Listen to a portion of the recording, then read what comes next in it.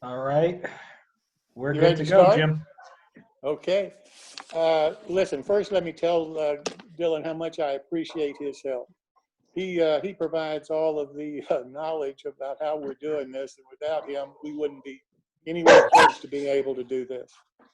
Um, and I also want to thank everybody who showed up tonight. I really do appreciate it. Uh, I want you to make a comment. I want you to be a part of this. The reason we're trying to do it, what I tried to do when I started writing my New Tracks articles about 3 years ago, was I was trying to get people who weren't building back into the mode of building models again. Because I believe that what's built our hobby to where it is today are the model builders. And if we lose that capability, I'm afraid that we're not going to grow as we could grow into the future.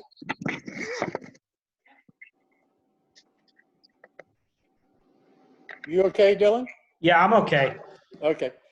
Uh, so I hope everybody enjoys these meetings. I hope you all learn something about model building that helps you in your projects. That's the purpose of all of this. That's why we're doing this, and why when I talked to Dylan originally, we said, yeah, this makes all the sense in the world to try to get people who to meet each other and be able to interact with each other, and that's what this is all about. So I profiled Dylan originally in my February 2020 article in O-Scale Resource Magazine. And I'd heard about Dylan about 2 years ago in his company, Lambert Locomotive Works. And I started following him on Facebook.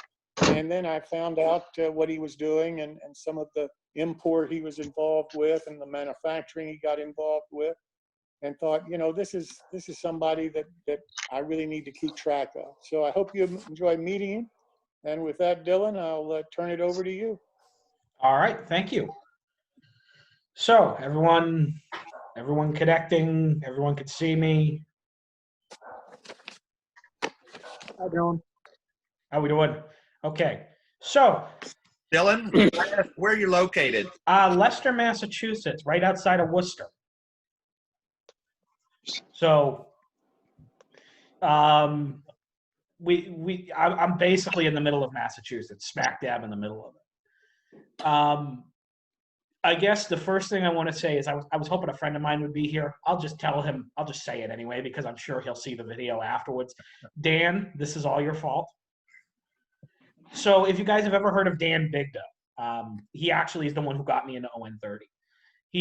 At the time I was modeling HO scale.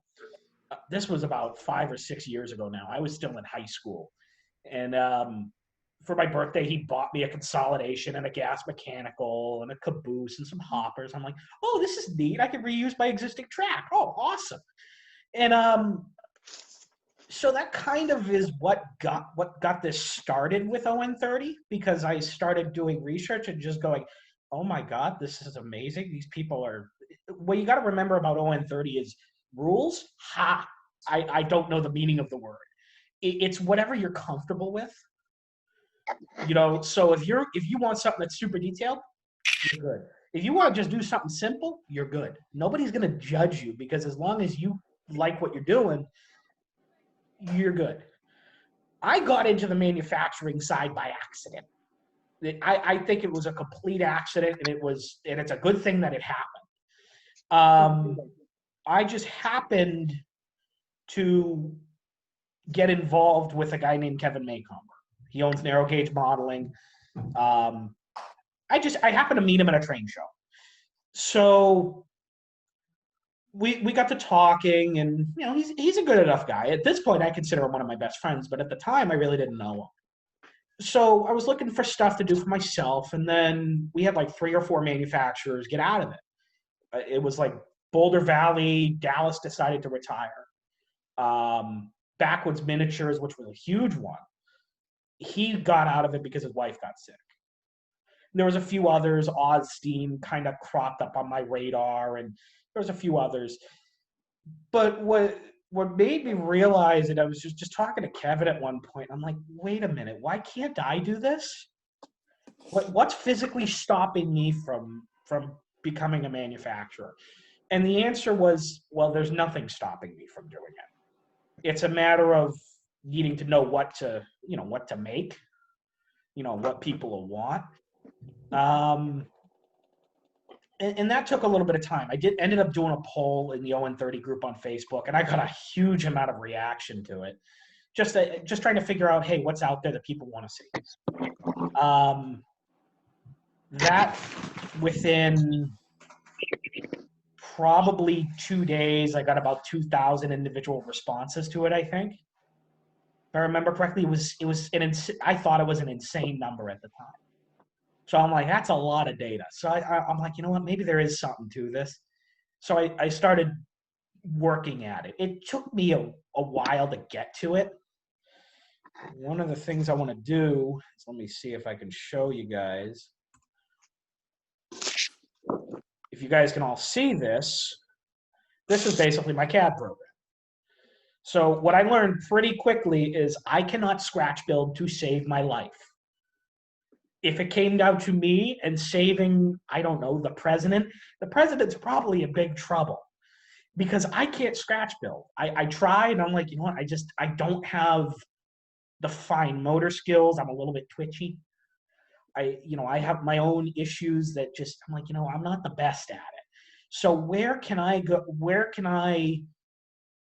I guess, how do you try and accommodate that or work around that? For me, that just happened to be a CAD program. I had to learn CAD, and I had some people like Calvin Witt that helped me learn. Once I learned, I mean, this stuff that you're looking at here is very recent, like within the last 6 months. This is where I'm basically going, is to make full kit locomotives, kind of like what Cliff Grant at Grantline did. I call these belligerent, defiant, and dauntless. I wanted to have some sort of creative name to them. In reality, I started with drawings of one of the Sandy River Fornies and just modified them to make them look more generic. That's basically what I started with. Of course, this is just where I am now. It has been a huge, basically almost 2 years at this point of developing stuff. I've gotten to the point where I got to admit I am quite impressed with myself because, when me and Kevin were talking, we figured, okay, this could probably be a $10,000 a year business. Not huge, but enough to basically support itself, give me something to do. It's looking like it's a lot bigger than that. And I mean a lot bigger than that. I've basically done those sales numbers in close to 4 months. And that's basically what I did last year. So you're talking, there's demand out there for it. And I think ON30 is just the starting point. There may be stuff to do for ON2 and ON3. That stuff needs to be more prototypical. So I need to get like prototypical drawings and get it as close as I can. One of the things I'm looking at right now is doing one of the Lawndale Vulcans, which some of you guys might know about. Basically, it was just this 3-foot consolidation, and it was just so bloody tiny. It looked like it should have been a 2-foot gauge engine, but they built 2 of them, and I've got the drawings from the Railroad Museum of Pennsylvania. Lucky me. At this point, I'm not the only designer now. I can happily say Scott Kritsky down in Connecticut, he's a friend of mine. He's actually an aerospace engineer, so he's got even more CAD experience than I do. He's like, you need a hand? Well, yeah, that'd be nice. Okay, just send me some drawings. I'll do it in my spare time. Woohoo! Just gives me some more backup so I can get more prototypical stuff done, which is great. It just makes my life easier because I can only do so much. And what you're going to see is basically a selection of some of the best stuff I'm working on right now. yes, this is all ON30. Eventually, I do want to do other scales, but like I said, it's got to be prototypical for it. Because Now, ON3 guys, what I've learned is they're very much rivet counters, which is not a bad thing. But you want to make sure you cater to that so they're happy with what they're getting. ON30 guys, what I've learned is most of the guys are very happy with what I have designed so far and what I've gotten out there and what they've gotten from me, which is great. It makes me feel good, and it basically helps justify me keep doing this. But there's more to it than just a kit locomotive, which admittedly is in the prototype stage for the mechanism, because we had to, we got to figure out where to source wheels from and the motors and the gearing. So I'm working with a guy in England to help figure that out. There's more to it. There's also conversion kits. This is for a Bachmann Porter. I came up with this after I saw a picture of this Mishkal switcher. I'm like, oh, I could do that. Now, admittedly, I didn't realize the tank was quite as big as I thought it was, which is going to be, it's kind of a recurring theme for me. Without seeing it or getting some drawings and me just working from what pictures I have, you can get the look down fine, but you're going to look at me when you actually see the actual model.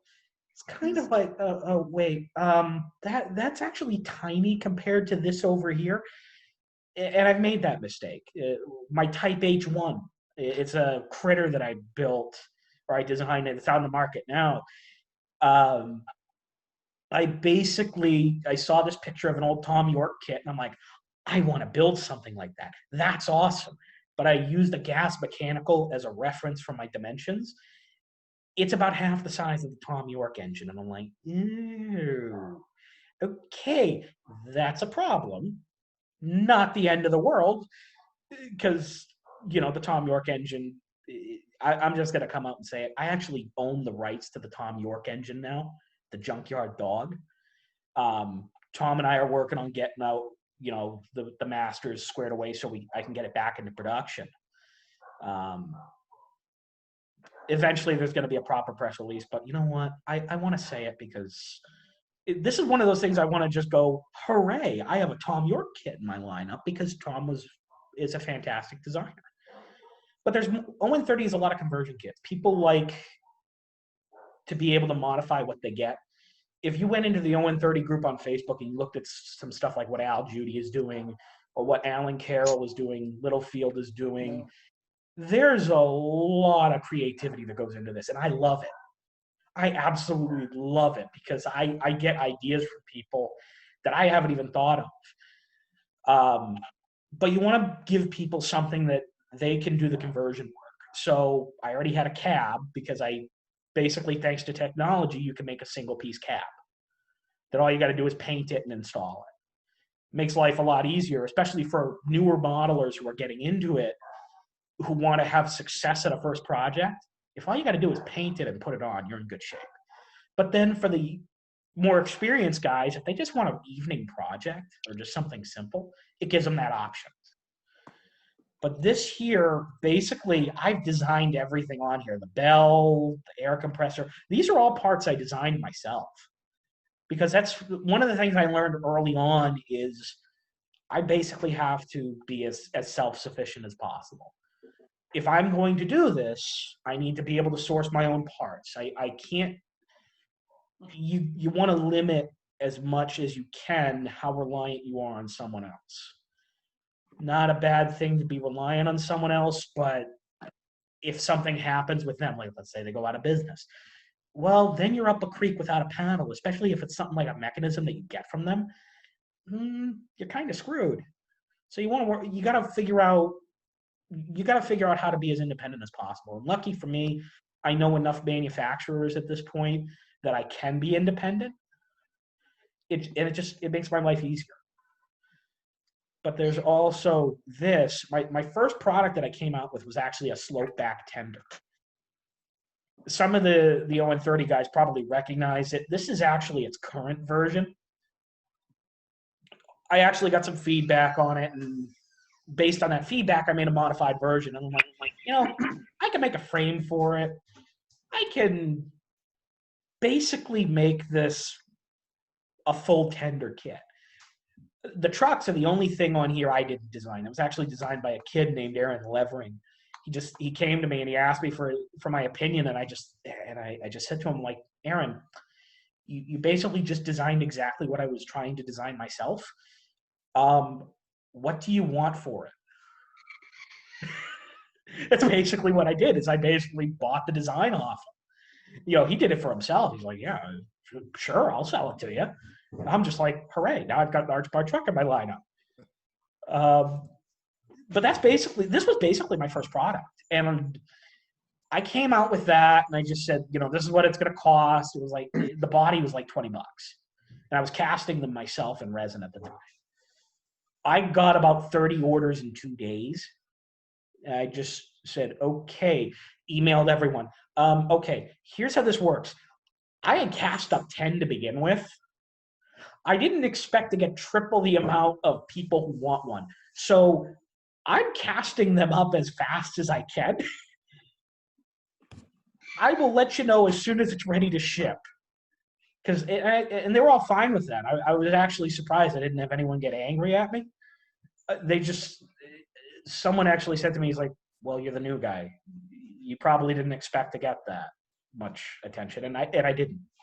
I honestly didn't. So rule 0 since then has been have a little bit more than what you expect from your initial numbers, because I had like 10 or 12 people that said they wanted one before I announced the price. Once I told people what it was and we're making it available, the other 20 some odd people just came out of the woodwork, and I didn't even know where they came from. I legitimately did not.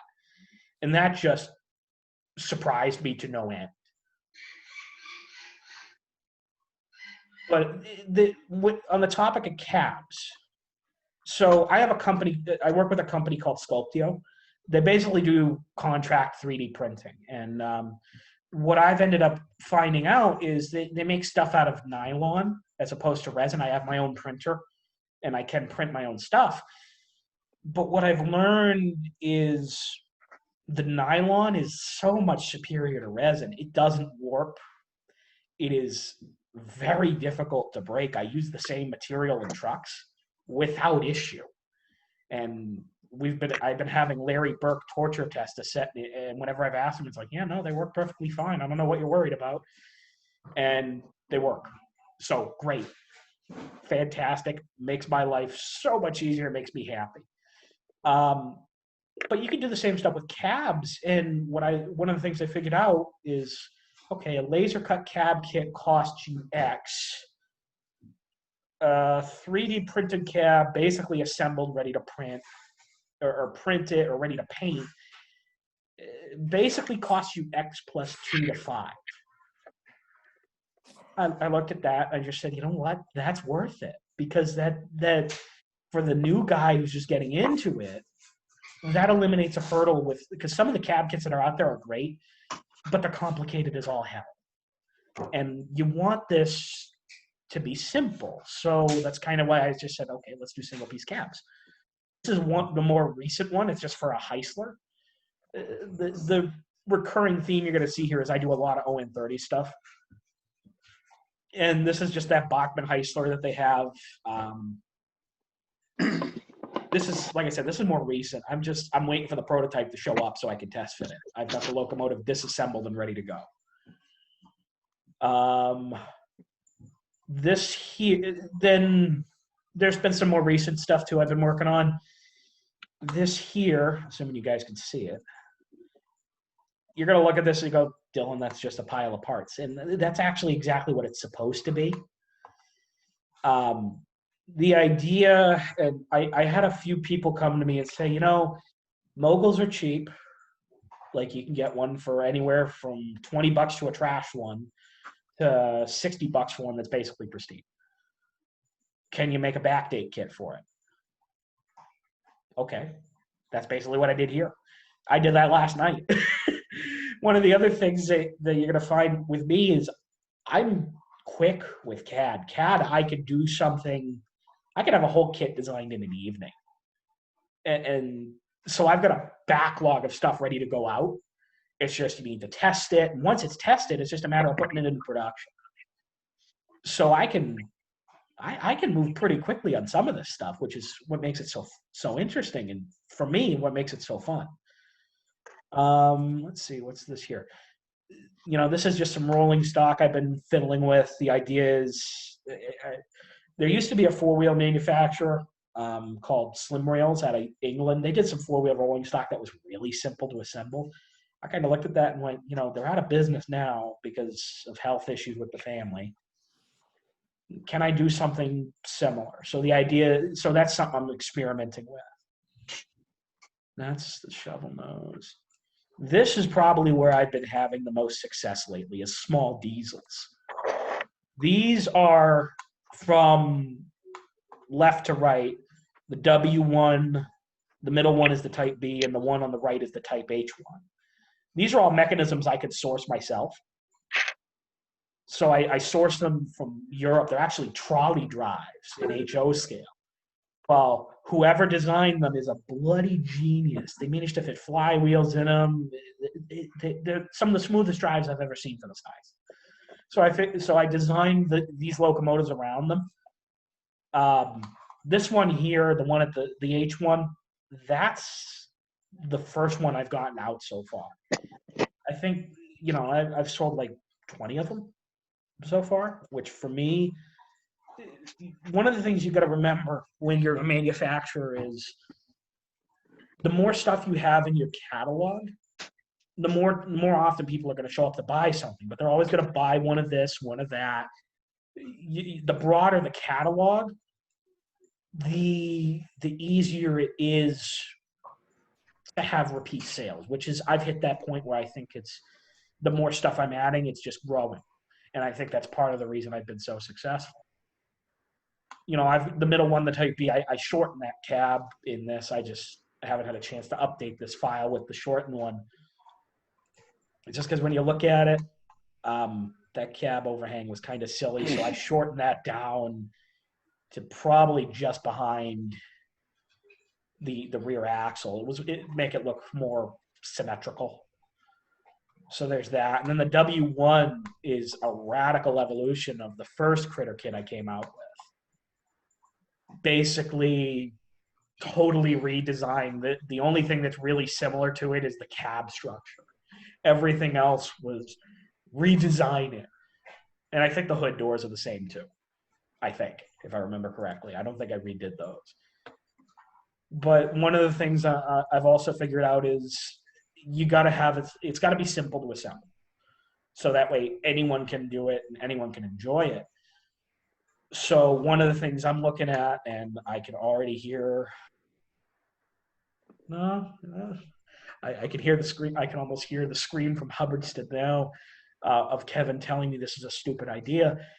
But one of the things I'm looking at is doing like what can you use with brass etched parts?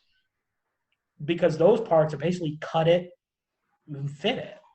Whereas if you wanted to make like a grill with using like a brass mesh, you have to fiddle with it. So what's out there to make it simpler to just drop right in? So there's that. So that's what I'm looking at. Like, okay, etched grill, fan, doors, stuff like that. The little shovel nose I'm working on, that's basically taking that to an extreme with doors and louvers and fans and all that. But I guess what I'm trying to say is anyone can do this. You just have to be willing to put the time and the effort into it. And it doesn't matter what scale you're doing it in. I'm sure there's room in just about every scale. HO scale might be tricky, probably doable if you know if you can figure it out, what exactly the market's missing. But there's nothing stopping you from doing it. And that's not a bad thing. That's not a bad thing at all. So I think, let me go over to gallery view so I can see everyone. And now that I've been basically rambling for, close to 20 minutes now. Let's open it up to questions. Who's got something? What are you guys thinking? What's on your mind? And basically, what do you want to ask me? Dylan, I got a question, and because a couple of the members in my local club are big fans of narrow gauge, and especially ON 30. Are there any specific areas of the country or types of railroading that you're thinking of when you design these? I mean, I've got people who are friends of the East Broad Top and other people who are friends of the Colmbreck and Tombray. And Well, one of the things I'm looking at when I look at it is what is something that could fit just about anywhere. At least that's what I look at. If it could fit just about anywhere, that anyone can use it and make something that's a reasonable, even if it's not perfectly accurate, something that is, it's acceptable. Because like I said, ON30 guys are not rivet counters. At least not many of them. I know some guys who use ON30 to basically model the 2-foot gauges up in Maine. So that's okay. There is some things that you do need to be prototypical with, like the West Side lumber stuff. Uh-huh. People like that stuff, so you got to be really prototypical with it. For me, right now, I've got drawings of the West Side's 4 types of trucks. So once you get those trucks figured out, okay, then you figure out the rolling stock side of it. Then you figure out the locomotive side of it. Rolling stock's a little bit simpler because I can fully control that. Locomotive side of it, it's how do you build it? And that's part of the question I have. There are guys who do want Mikados. Mikados are basically an unobtainium, for lack of a better way of putting it. I know MMI did them a while ago, but they got out of ON30, and then I think Blackstone did some, and they got out of it. I'm like, nah, not really there. It's too much stuff in there for us. I'm trying to figure out how you make an East Broad Top style Mikado, because I've had a lot of people ask me, how can you do it? I don't know. I want one. And, well, I want one too, because if I have it, I can sell it. So if you can sell it, you can make money. Well, what's out there for mechanisms? Bachmann makes a Berkshire and HO scale that is the wheels are basically perfect. The cylinders, they're perfect for the larger ones, and they already have a tender that's basically a slam dunk from the 10-wheeler that they make. You just got to figure out the boiler and the cab and whatnot. And that's just a matter of figuring out what's going to fit the mechanism. The problem is, and I should have brought it upstairs with me because then I could show you guys, it is weird in how it's shaped. So it's basically a block for the middle part.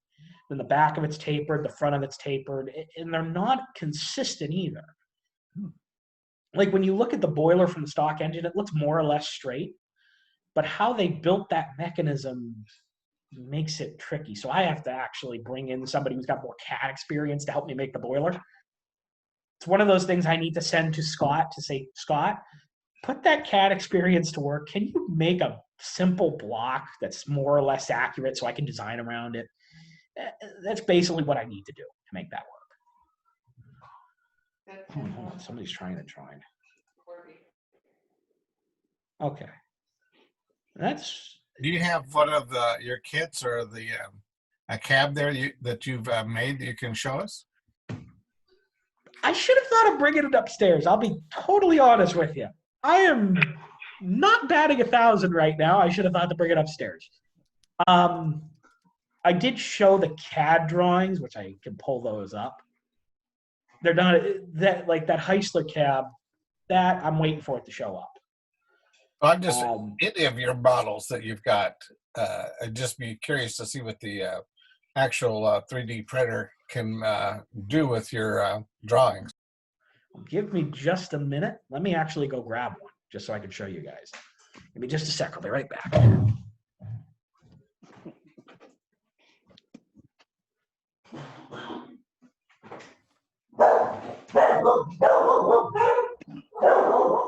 Listen, let me ask you something while he's gone.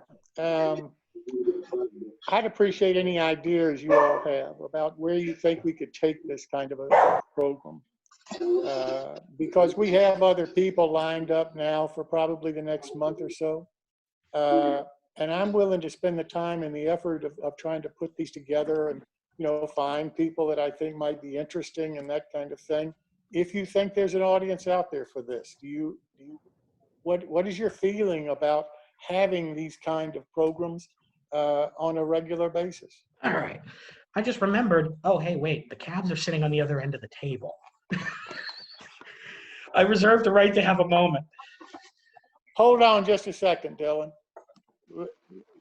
I really would appreciate somebody commented on my question right before Dylan starts back again.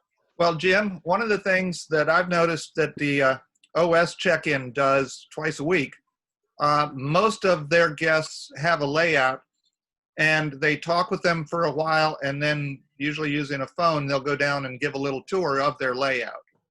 And that seems to hold the interest of 30 to 40 people each meeting. I appreciate that. Thank you. Anybody else? Our division is doing what we call track talk every Saturday morning. We've probably had 4 or 5 of them now. And usually there is like a layout tour. I can tell you that like when someone walks around with their iPhone doing a layout tour, I almost get seasick. And I tried something today that I did a YouTube video that ran by locomotive from one end of the layout to the other.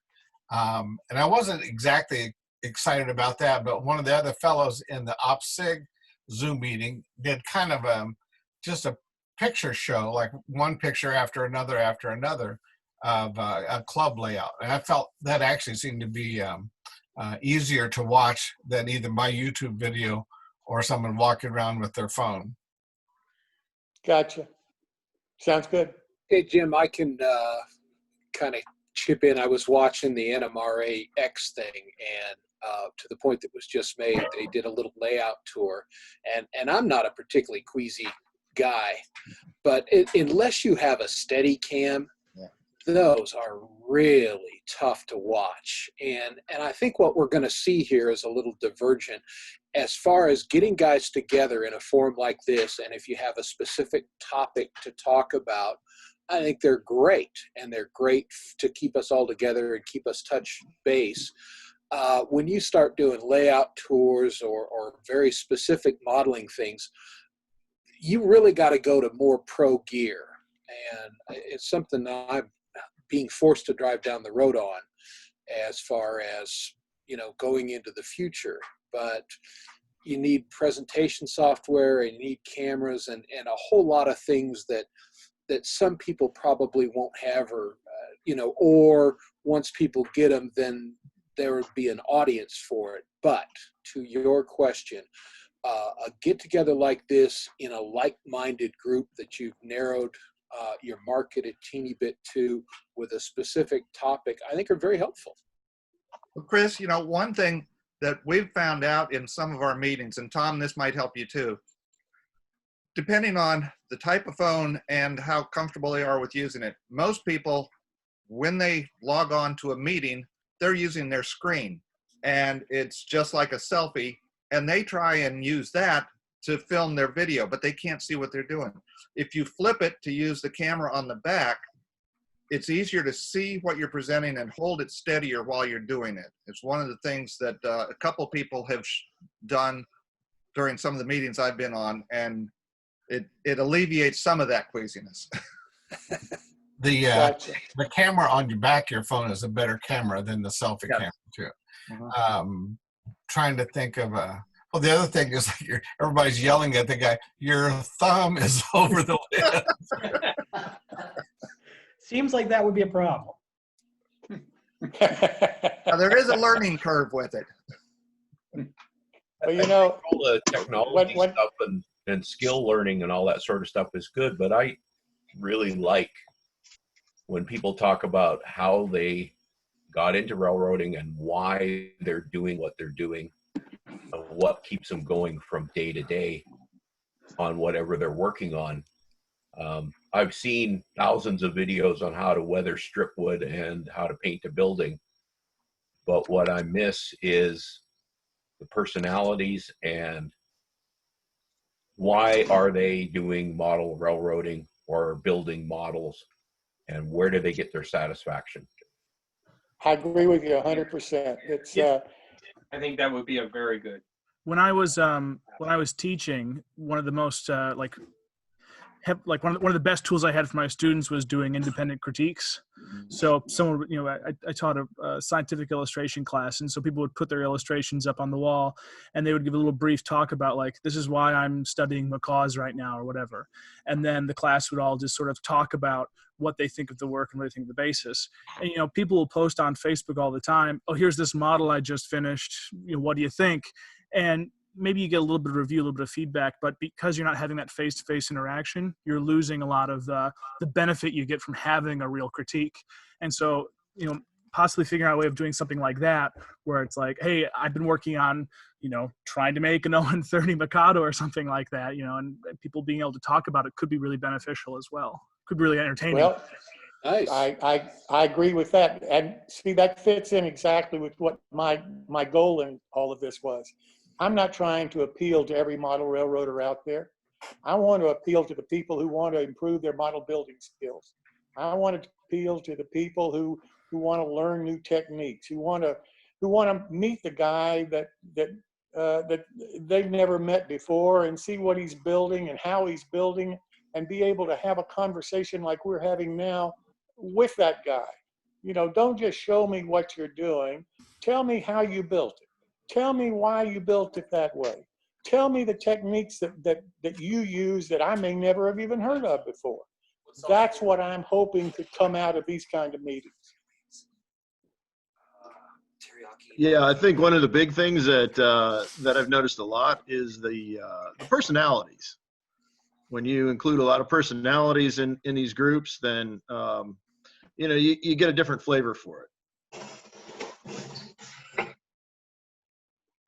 I think This has been great. Everybody's learned that I have a bad personality.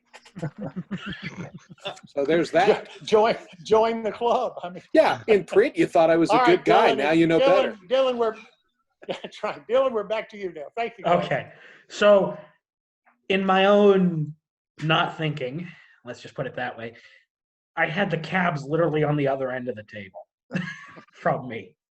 Kind of bad, but this is a cab. It's for a Shay. This is basically what it looks like unpainted and polished. Basically, they put it through a tumbrel and with ceramic beads in it, and it just cleans up the surface and makes it smooth. It's so much easier if the camera was just, I could just point the camera at it instead of holding it up to it. This is kind of what it looks like. One of the things I've learned, because this is one of the first run cabs that I did for these, one of the things I learned is when you have something and you're polishing it, if you have it polished, you need to make sure your rivets are big enough to survive that polishing. So when I was printing my own stuff, I would have a 0.5 millimeter size rivet, which would look fine, and it worked. In O scale, it's a little bit small, but it looks good enough where people can use it. I had to basically double my rivet size so it survives the polishing. So you go from a 0.5 millimeter sphere up to a 1 millimeter sphere, and that does fine. It's basically a 0.5 millimeter over the surface instead of a 1/4. So it survives just fine, and it looks great. This is just, like I said, this is just the Shay cab. I've got, God, I lost count, and I packaged them all 2 days ago. I had 30 of them come in because I've basically was like, I'm down to 3 cabs. I need more. the polishing, you do that to remove the 3D lines, is it printer lines? it removes, I'd say 90% of them. On the roof, I don't know how well you could see it. Like there's a little fine, lining right there. And that's just because the curve is such a broad curve. That you could clean that up with a little fine sandpaper if you really wanted to. But once it's painted, what I've noticed is it's really not that noticeable. So for 0-30 guys, it's acceptable. For 0-3 guys, they may want to clean it up, and it's not difficult to clean up. A little bit of fine putty and a little bit of fine sandpaper, and in theory, you're good to go. I stress theory because you never know what's going to happen. It could, I don't know, blow up. I don't know. I'm just the designer. I'm not the explosives expert. For all I know, you could mix two substances, and all of a sudden, the thing falls apart. The nice thing about 3D printing is when you sand it, you don't get bubbles underneath like you do with resin. I've seen resin kits where you start sanding and you just continuously expose. Oh, absolutely. It's horrible. Little trick I learned with resin, though, just thinking of it. I'm one of those guys who, when you think of it and it comes to mind, I blame the ADD. I'm serious. I got so many letters after my name, it's not even funny. It is what it is. It makes me, for lack of a better way of looking at it. One of the things I learned from my friend Dan, he actually worked for Lionel for a long time.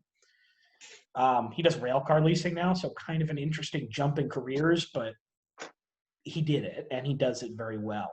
One of the things he taught me is if you were to throw a resin casting in an ultrasonic bath with alcohol, that basically etches it a little bit so it takes paint better. So instead of having to sand it, you could, in theory, just throw it in there. So instead of having to clean up the surface that way, you can get it so that way it's easier to paint. Because I know why you'd sand it. My thought would be to clean it up so it paints better. Admittedly, there was a kit. Right when I got into 0-30, I got it from a guy in England, and it's a resin cast kit. I still have the locomotive. Nice little engine I built. I can't complain. Not one of my finest builds, but it's nice enough that I was happy with. I did the same thing, and I found bubbles when I was sanding it. And even if you pressure cast it, like I took one of my tenders when I was casting them, and I just said for the hell of it, just to see if there's any bubbles, I snapped it in half, and there were still bubbles in it, even when I cast it under 30 pounds for basically 3 hours, keeping it under pressure, basically until after it fully set. And it basically it started to harden, and there were still bubbles in it. So unless you can do it as like 100 pounds, I don't think you're going to be able to get rid of all those bubbles.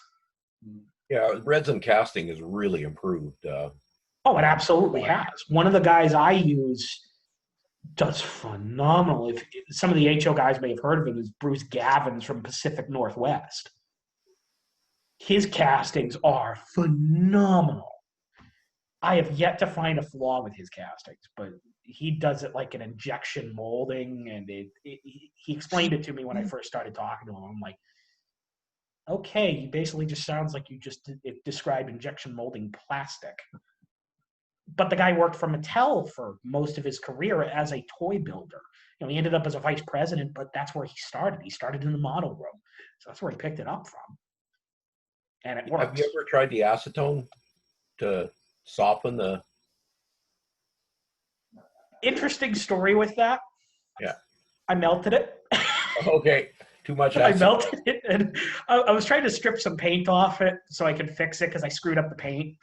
Put it in a nail polish bath with acetone in it. Came back 5 minutes later, and it was a lump.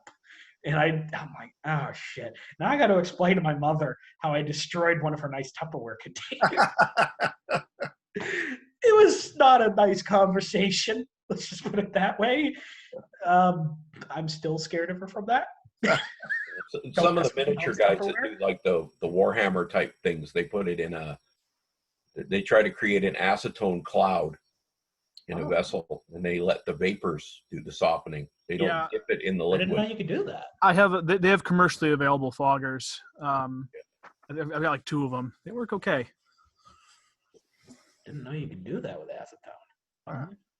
Yeah, you have to create a vapor cloud of acetone, and then it softens up the material and smooths it out. Is And it using a heater to create the vapor or some other way?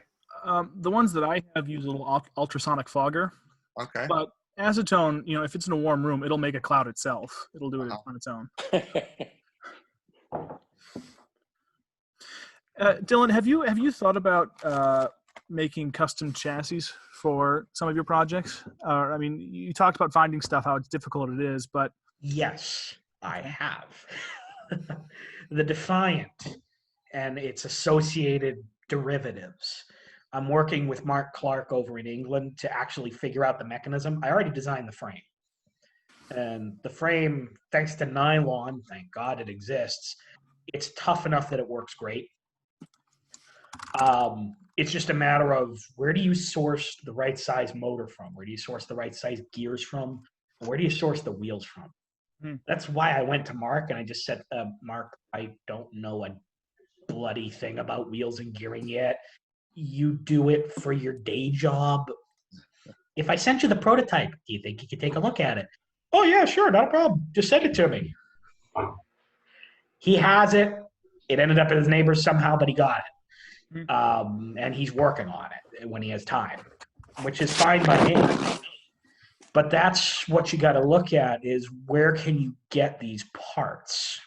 And you need to tap into the knowledge of other people.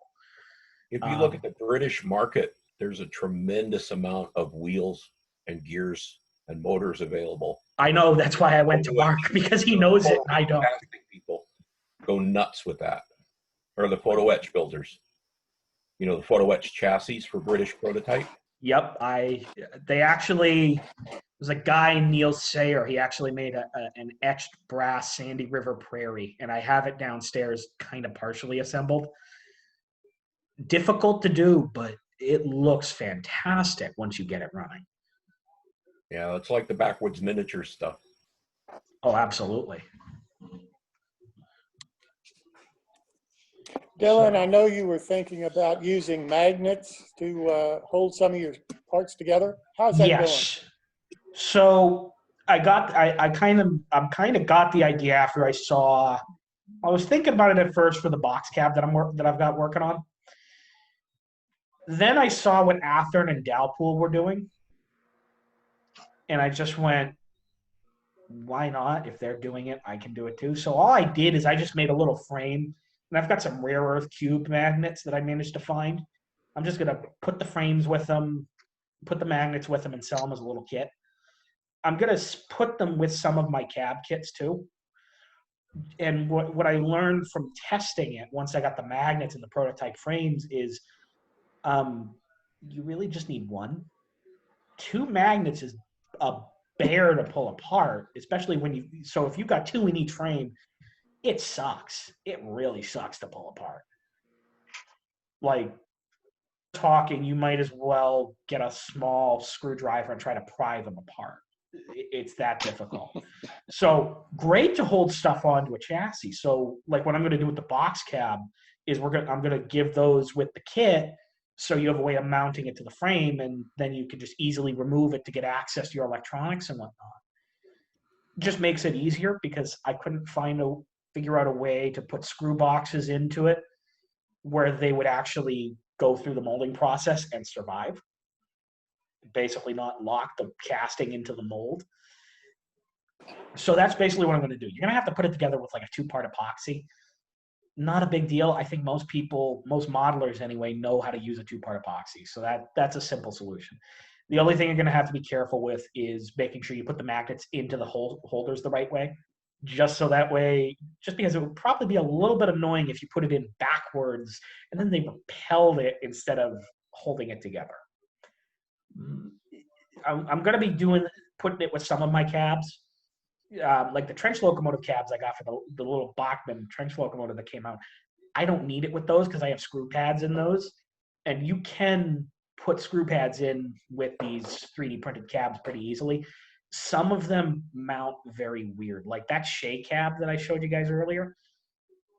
if you were to look at the original one, it hooks into the frame, and then there's a block that a screw goes up into. When you remove the screw, the block comes out, and then you can slide the whole cab sideways and lift it off the locomotive.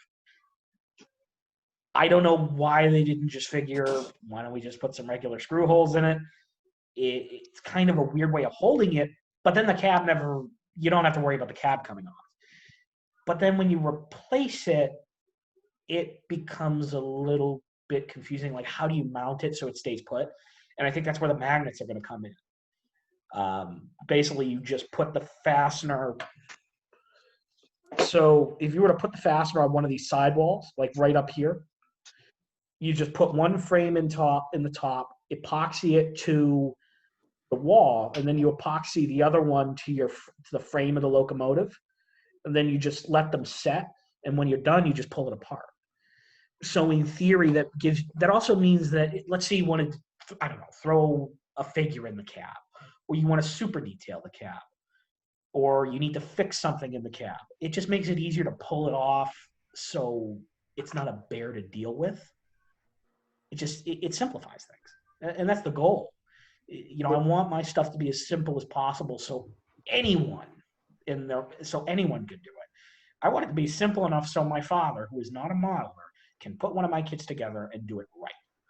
If your magnets are a little too powerful, when you're installing them, if you can put a gap in there, you'll just have to figure out the gap, whether it's the thickness of a matchbook cover or thickness of a few pieces of paper or whatever.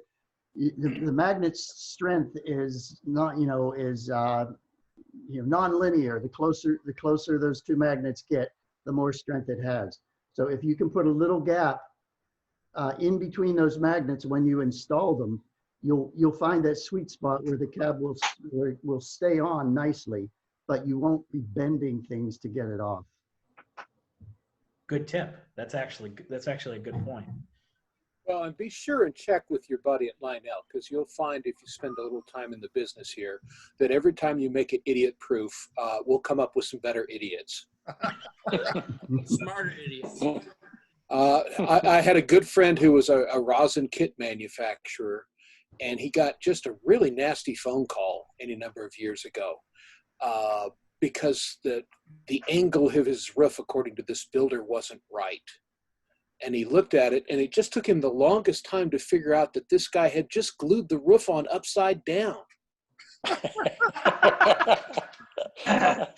Even if you've lost your eyesight, you had a 50-50 shot, but this guy couldn't handle it. So, just. Well, I've got a friend of mine who recently passed away, Jim Koshin, ran Medford Trains, which was a small little business of laser cut Western Maryland structure kits. And he got a new customer once who said, well, this is going to be my first wood kit. And he bought one. Well, he complained a couple days later, sent him a nasty email saying, my glue isn't holding any of this together. All he had built was plastic kits, and he was using his plastic glue. Oops. That's kind of that I would laugh at that.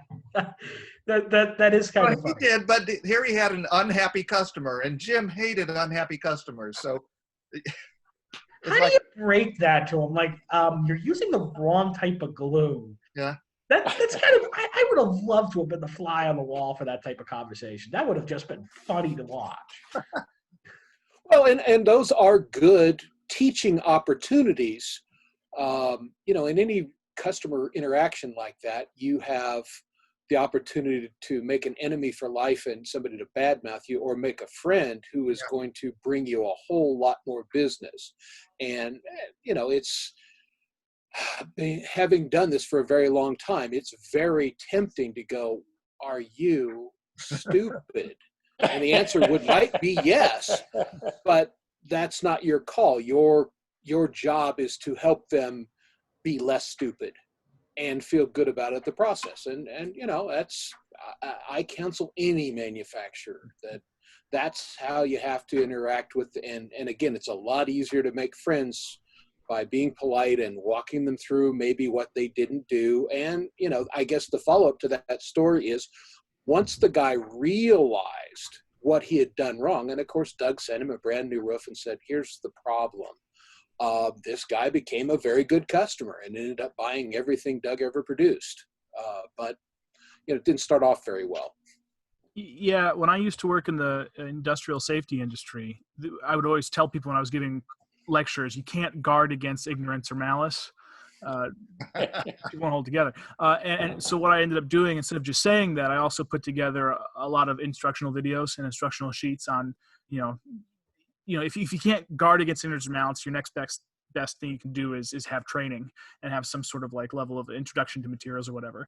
And that applies to kind of everything. Like if you ever built a model car kit, you know, the simple snap together kits and like the level 5 kits all have on the first page of the instructions, materials you're supposed to be using and tips for assembly and things like that. And so incorporating information like that, whether you're building a laser cut kit or a 3D printed kit, something like that, actually ends up being a great marketing tool for you because people are like, oh, this guy wants to be able to build a nice model. Great. I'm going to keep supporting him. Uh-huh.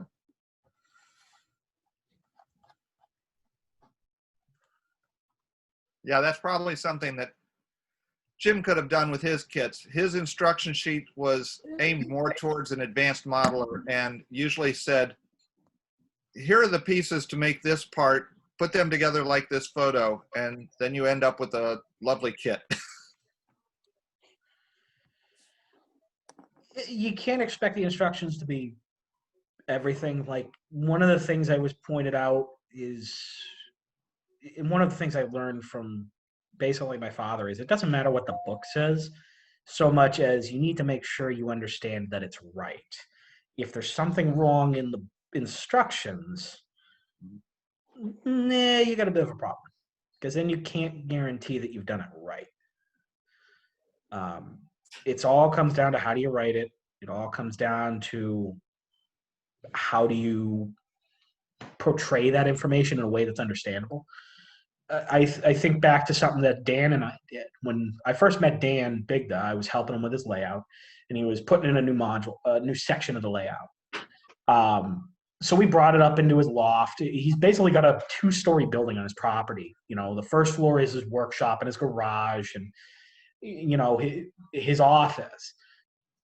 The second floor is the whole layout, which is basically the size of this building is basically the size of half my house. So it's like 50 by 30 is the floor space up there. It's huge. So we bring it up and we put the module in. It doesn't fit. He's like, why doesn't this fit? We put it down, we break out the measuring tape. Oh no, everything measures right at the point that he measured it. What we figured out happened is there was a little bow right in the wall, so just barely there, like 1/4 of an inch. He didn't catch that, so it just stuck. It just kept sticking, and we're looking under it. I'm like, why is that like that? It just got stuck on the wall. You know, you also got to be able to try and plan for, I don't know, the occasional screw up. Like, how do you fix that? Everyone makes mistakes. I make them all the time. I'm far from perfect. I try to admit when I make a mistake because I'd rather have somebody go, okay, you know what? At least he's honest, which is my thing. Is if I'm not honest and about what I do, what's the point? I don't sell people on BS. You sell people on honesty. You know, so even if you run into a problem, one of the things I tried to do, like when I test a kit, is I try to look for the problems. So Ryer actually, I think, has one of them. I did a Forney conversion for the Porter that Bachman put out. And I did it basically as a beta run. And I basically did it at cost so I could get more feedback on what could possibly go wrong. One of the things we noticed is a resin frame likes to warp. Doesn't matter what I do. I could not get them to stay straight. And I found this out even with the second run when I sent them out still on the supports. I still had some people, even after curing them, they still warped. So lesson one from that is, okay, use a different material for that frame, just so that way it doesn't warp and it'll stay straight. Other stuff you have to do is you're going to have to, like that kit, whenever I launch it, is going to be a multimedia kit. There's going to be resin castings. There's going to be, nylon prints in there. Basically, it's going to be a mix of new technology and old methods. When it finally launches, I had to, clean up the cabs a little bit, tweak some tolerances, stuff like that. But that's what you look for when you test something.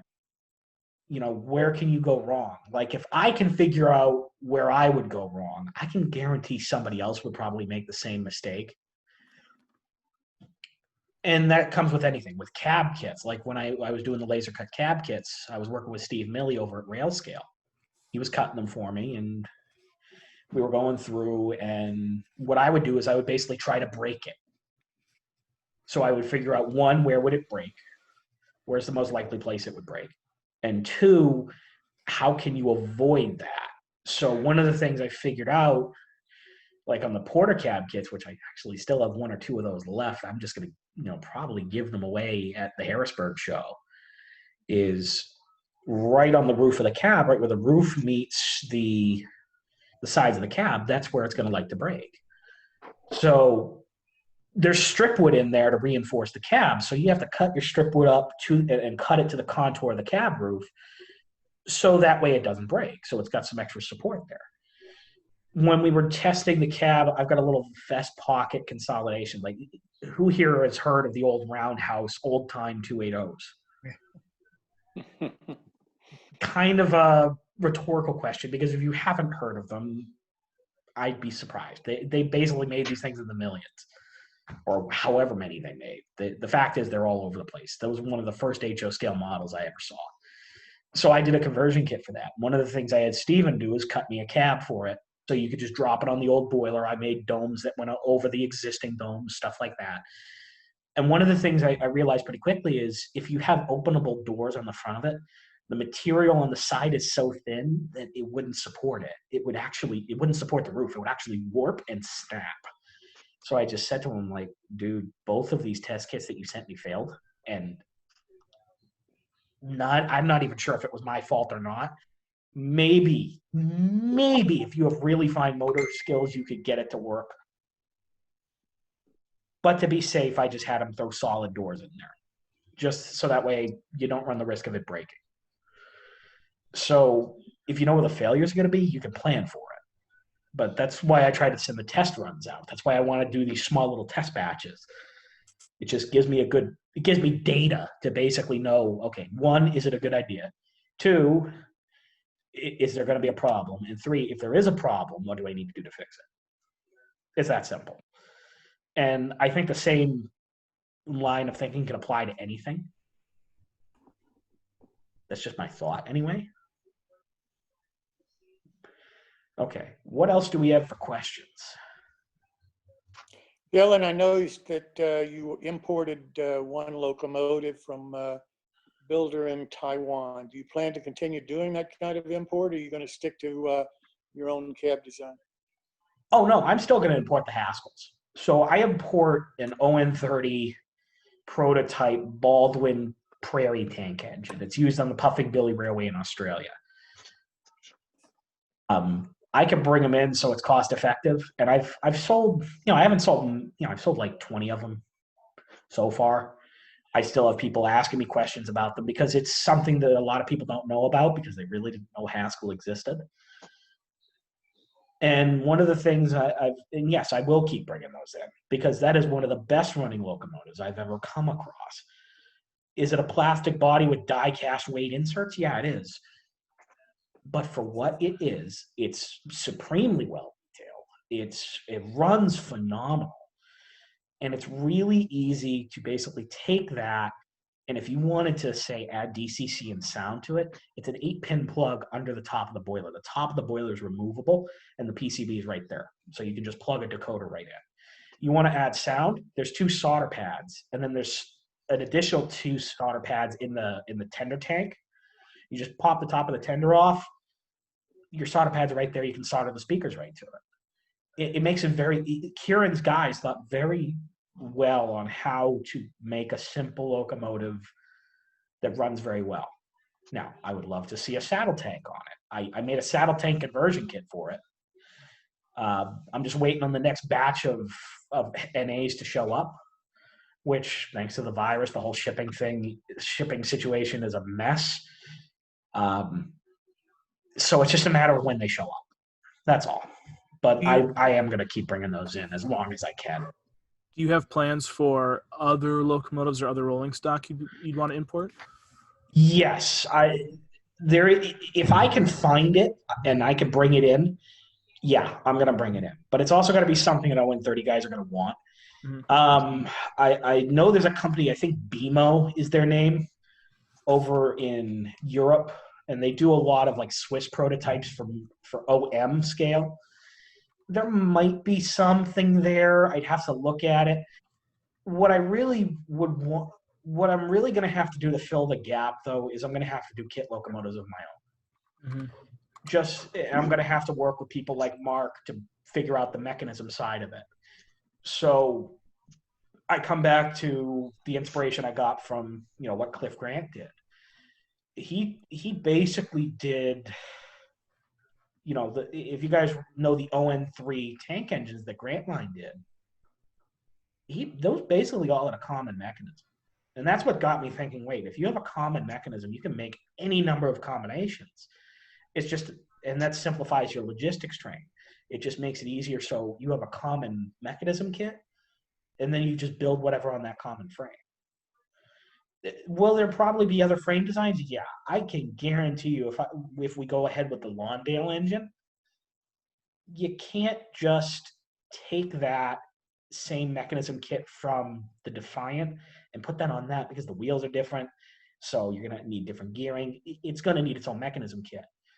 Not to say that mechanism kit can't be used on, say, other locomotives with different size drivers. But it's a matter of, we're going to have to figure it out. If I can bring these kits in and I can do them for around $250 to $300, and people buy them and are happy with them, I'm happy. Most of my sales are the conversion kits, but that is something I want to do, is have a kit locomotive that's easy to build. Or at the very least, you can use it as a base for something else. One of the things I did get, and this is thanks to Chris Cardinal, is I got drawings for a 30-inch Porter 062, which conveniently is sitting about an hour and a half from my house down in Connecticut.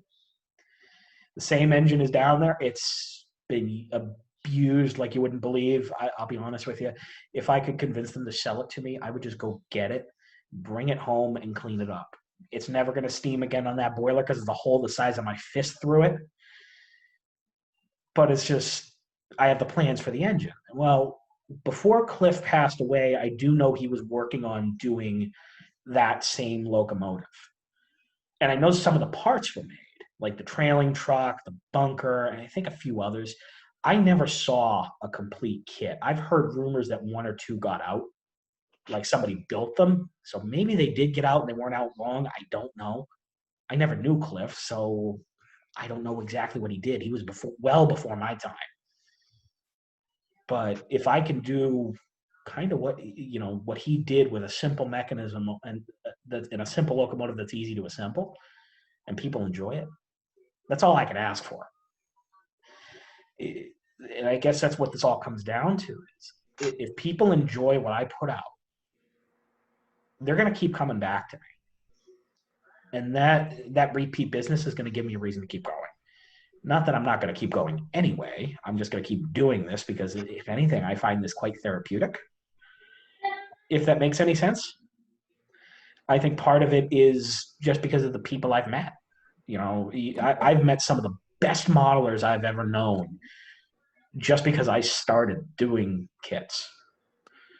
And the inspiration that I get from them is enough to keep me going. At the same time, like I said, I find this therapeutic. My day job is a little bit stressful. Depends on the day. But this is something I have full control over. And that's why I love it. The success or failure falls on my shoulders. You know, if I fail, okay, what can I learn from it so I don't fail again? If I succeed, what am I doing right so I can keep succeeding? And so far, it's been continual success. So I can't complain. I have yet to really hit a strikeout on a kit yet, which for me, I'm quite happy with that. Gentlemen, I think we need to wrap this up tonight. We've been going for over an hour. I'm which is surprised that amazing. Zoom didn't kick us off by now. Well, you know, they're probably glad to have us. I tell you, I hope you all remember tonight, and remember the guy that has been talking all this time, because I've had 3 different modelers tell me that the person that you're hearing and seeing tonight very likely could put Bachman out of business in 0 and 30.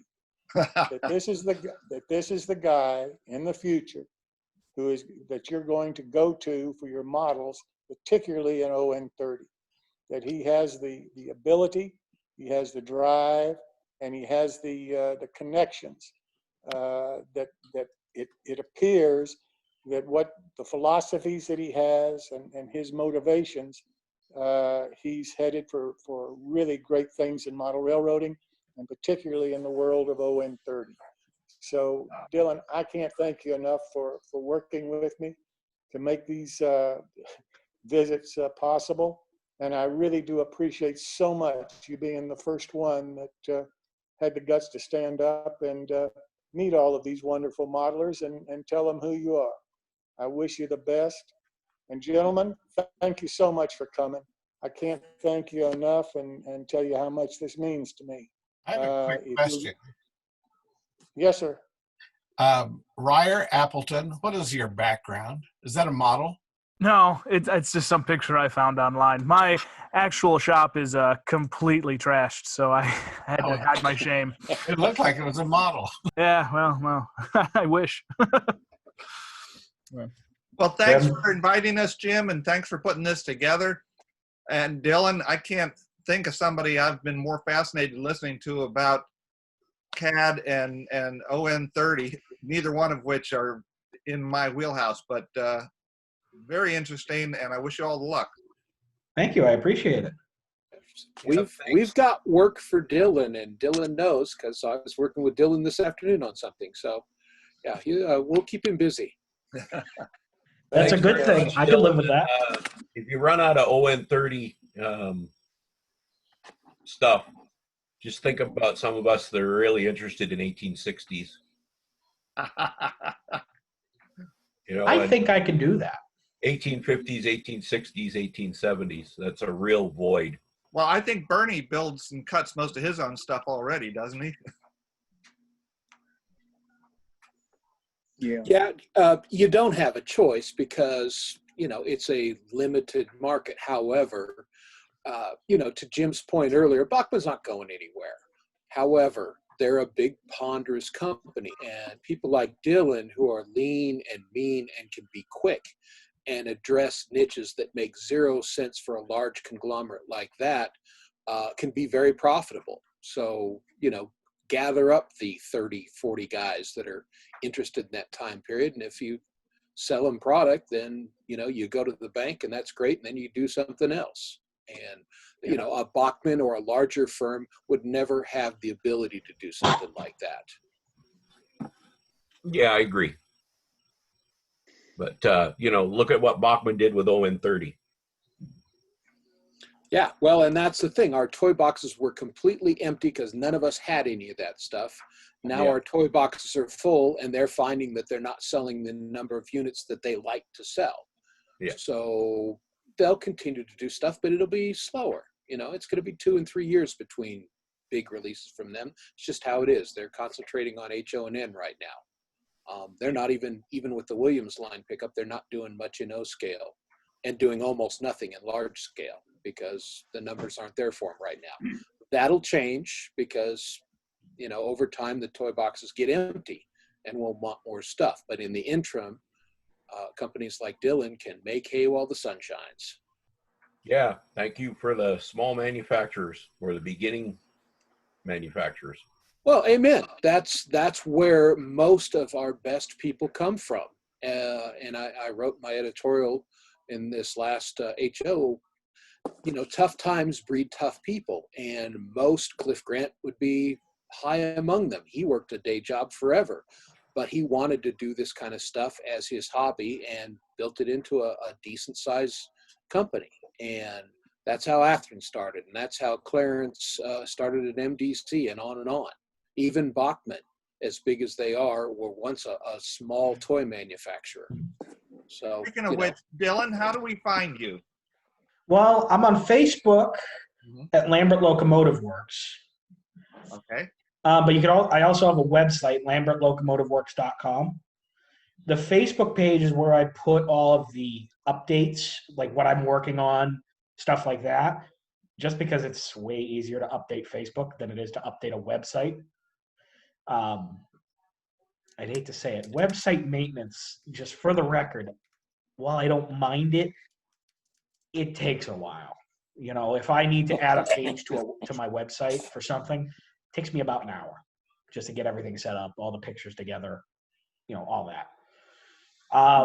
But yeah, Facebook is the best place to find me. I've got even more stuff on there that I've been working on. Some stuff that I'm not working on anymore because it just didn't work out. But that's where you can find most of my stuff.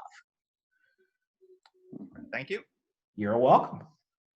Okay, guys, check with us for next week. We've got something for the 9th of May, something for the 16th, and on and on. So they'll all be posted on my Facebook page, Jim Kello, MMR, and you'll find the times and that kind of thing. And any comments that you care to leave there for me, I really do appreciate it. We'll try to make this exactly what you want and try to make it as easy for you as we possibly can.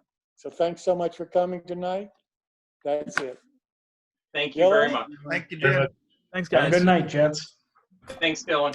You're welcome. Thank you, Dylan. Thanks, guys. Thank you, Dylan. Thank you, Jim. Thank you.